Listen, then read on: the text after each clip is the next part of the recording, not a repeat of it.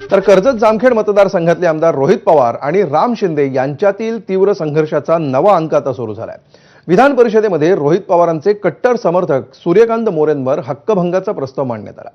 शरद पवारांचे राष्ट्रवादीचे पदाधिकारी सूर्यकांत मोरेंनी विधान परिषदेचे सभापती राम शिंदेंविरोधात आक्षेपार्ह टिप्पणी केली होती। विशेष म्हणजे सुरुवातीला सूर्यकांत मोरे हे राम शिंदेंचे समर्थक होते।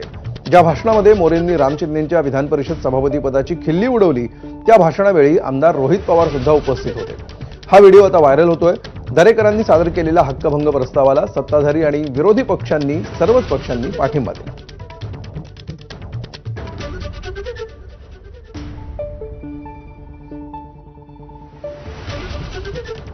नामनियुक्त सदस्यांचं उडालेले बल, म्हाताऱ्या माणसातून निवडून गेलेले अशा शब्दप्रयोगाने अवहेलना करणे हे अत्यंत दुर्दैवी आणि संतापजनक सभापती महोदय आहे। एक प्रकारे ही वक्तव्य अथवा शेरेबाजी म्हणजे अमृत महोत्सवी वाटचाल पूर्ण केलेल्या भारतीय राज्यघटनेचा, त्यातील दूरदृष्टीपूर्ण तरतुदीचा घोर असा सभापती महोदय अवमान आहे।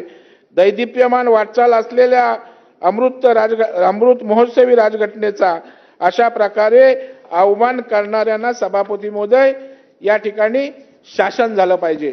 जर विधान परिषदेच्या सदस्याचा, सभापतींचा, ठीक आहे, तात्कालिक तुमचे काही मतभेद असू शकतात, राजकीय वैमनस्य असू शकतं, पण त्या अनुषंगाने एखाद्या पक्षाचा कार्यकर्ता जर असा अवमानजनक बोलत असेल तर त्यावर विशेष अधिकार भंग झालाच पाहिजे, फौजदारी गुन्हे झालेच पाहिजे। असा कोणीही माणूस उठेल आणि उद्या विधान परिषद सदस्याला बोलत असेल आणि त्याला जर विधानसभेचा सदस्य बसून तिथे हसत असेल तर हे सुद्धा अवमानकारक आहे। या हक्कभंगाबरोबर त्याला मूक संमती देणाऱ्यावर सुद्धा कायदेशीर कारवाई व्हावी।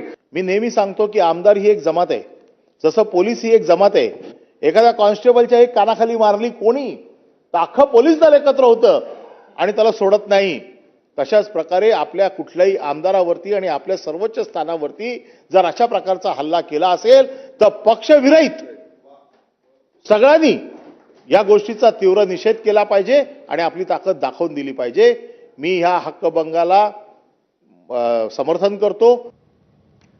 तर गल्लीतलं भांडण सत्ताधारी सभागृहात आणतायत अशी टीका रोहित पवारांनी केली आहे। सूर्यकांत नाना मोरे नाही तर आम्ही जी टीका करत होतो ती राम शिंदे सरांवर व्यक्ती म्हणून करत होतो, पदावर त्या ठिकाणी कुठेही करत नव्हतो। आणि माझा एक प्रश्न असा आहे की या महाराष्ट्रामध्ये अनेक महत्त्वाचे विषय आहेत, ते विधान परिषदेमध्ये चर्चेत यायला पाहिजे होते, पण ते चर्चेत न येता असं झालंय, इगो हर्ट झालाय या व्यक्तीचा, राम शिंदे सरांचा।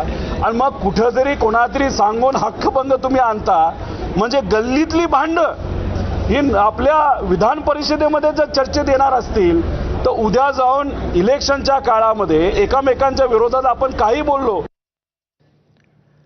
तर अधिवेशनाच्या दरम्यान सभागृहासमोर